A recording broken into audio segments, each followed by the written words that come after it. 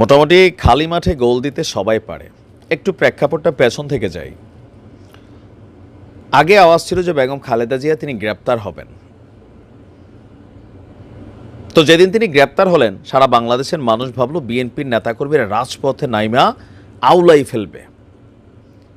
জামাতের যারা ঊর্ধ্বতন নেতারা ছিলেন তাদের যখন ফাঁসি হইল তখনও মানুষ মনে করলো রাজপথ উল্টায় ফেলবে জামাত।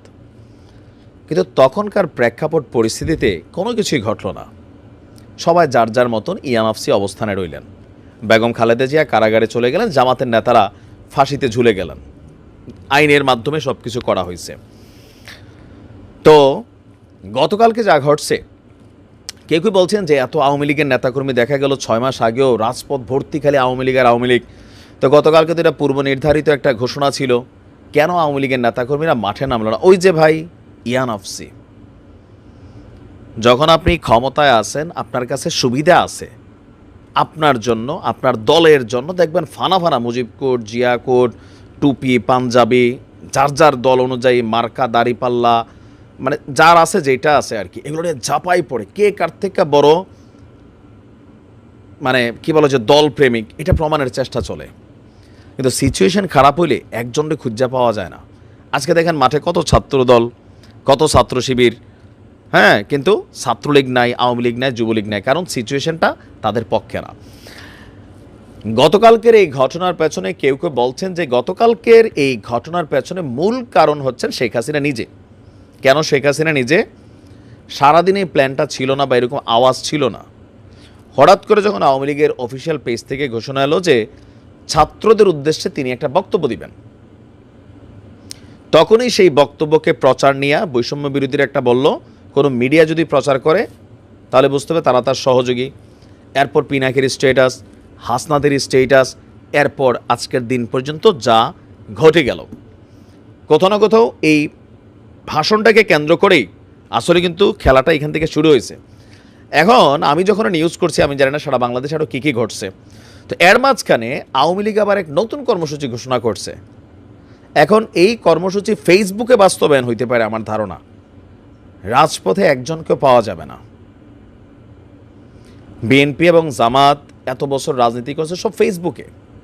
আপনি দেখতেন যে ফেসবুককে কন্ট্রোল করার জন্য ডিজিটাল নিরাপত্তা আইন করা হলো, মানে ফেসবুকে কন্ট্রোল করে কে লাইক করতেছে, কে কমেন্ট করতেছে, কে স্ট্যাটাস দিচ্ছে, এগুলোকে মার্কিং করা হইতো। কেউ চাকরি হারাইতো, কেউ আপনার মাইর খাইতো, কেউ পুলিশের ডিবির ফোন যাইতো, এরকম কিন্তু ঘটছে। এখন আওয়ামী লীগের নেতাকর্মীরাও রাজপথের বিপরীতে ফেসবুককে তারা সেফ মনে করতেছে। কেন? কারণ জানে যে এই মুহূর্তে ধরলে রেহাই নাই। তো যাই হোক, কী কর্মসূচি ঘোষণা করছে, যে 32-এ যেই ঘটনা ঘটছে, ধানমন্ডি 32 সারা বাংলাদেশে আওয়ামী লীগের নেতাকর্মীদের উপর, মানে তাদের বাড়িঘরের উপর যে ঘটনা ঘটছে, এগুলোর আপনার মানে হামলার প্রতিবাদে দেশব্যাপী লাগাতার প্রতিবাদ এবং বিক্ষোভ মিছিলের ডাক দিয়েছেন। লিখছে যে এই উগ্রবাদী অপশক্তির নাশকতার বিরুদ্ধে দুর্বার গণ আন্দোলন গড়ে তুলবে কে? ওই যে রাতের আধারে বা এরকম 15-20 জন একটা ঝটিকা মিছিল, এগুলা বিএনপিও তখন করছে। আমরা রিজভী সাহেবটা দেখছি যে 5-7 জন মানুষ নিয়ে তিনি গাড়ির থেকে নামতেন, সাংবাদিক থাকতো বেশি, এখন এর বেশি কিছু হবে না, অথবা মুখে মুখোশ লাগাইয়া এখন যেগুলো হবে। এখন আজকের এই আন্দোলনের ডাকের পরে মাঠে নামবে এই মুহূর্তে আওয়ামী লীগের নেতাকর্মী, দৌড়ের উপর নামতে পারে। দেখেন ভাগ্যের কি নির্মম পরিহাস। এজন্য আমরা সবসময় বলি ভাই, যারাই ক্ষমতার চেয়ারে বসেন একটা জিনিস মাথায় রাখতে হবে, এই চেয়ারটা পার্মানেন্ট না। আজকে আপনার হাতে আনলিমিটেড ক্ষমতা আছে, 6 মাস আগে আওয়ামী লীগের এই ক্ষমতাটা ছিল, আজকে দেখেন কি অসহায় অবস্থা। আবার আজকে যাদের হাতে ক্ষমতা আছে আপনাদের হাতে কিন্তু এই ক্ষমতা থাকবে না, সরে যাবে, ক্ষমতার কামে পিছলাই যাওয়া। হয়তো আবার কখনো কোনো একদিন কোনো এক মোমেন্টে আমার বয়স আর একটু বাইরে যাবে, আমরা হয়তো আবার এগুলো নিয়ে কথা বলবো।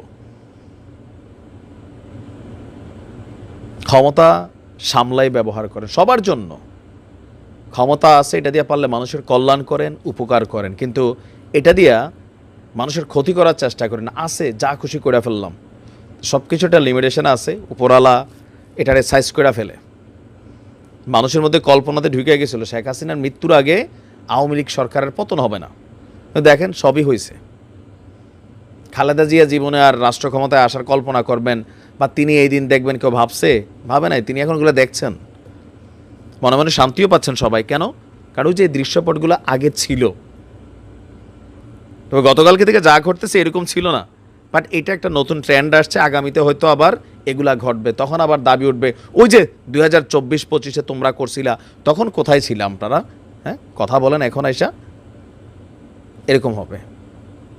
কারণ মানুষ ভালো কিছু মনে রাখুক না রাখুক, উপকার মনে রাখুক না রাখুক, কে আমারে বাস দিছে আর কে আমারে ক্ষতি করছে এটা আজন্ম মনে রাখে, জেনারেশন টু জেনারেশন হিংসা এইভাবে জমা থাকে।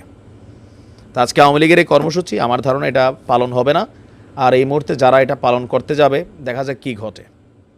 ভালো থাকুন, আসসালামু আলাইকুম।